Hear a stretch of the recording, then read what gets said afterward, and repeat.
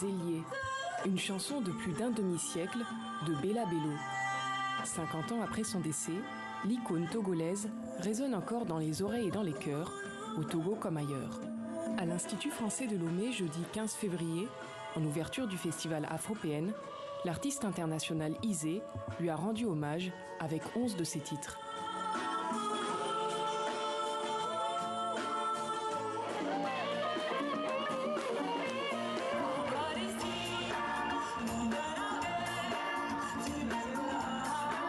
Un moment d'émotion pour la fille de Bella Bello, Nadia Jamier, qui est venue de France pour assister au concert. J'avais la chair de poule quand elle chantait, donc ça ment pas. Ma mère, c'est ça.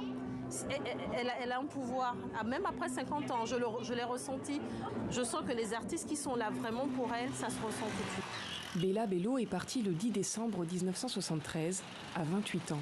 Elle est l'âme du Togo, que toutes les générations connaissent. Izé l'a découverte il y a 9 ans, à Londres.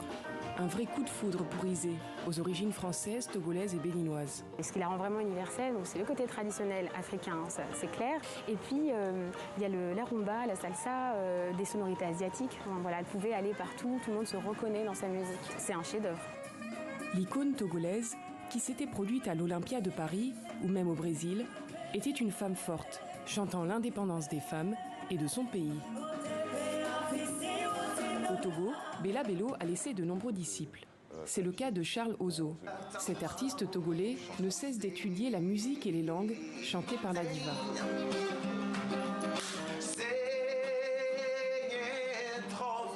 Elle chantait comme on chantait au village.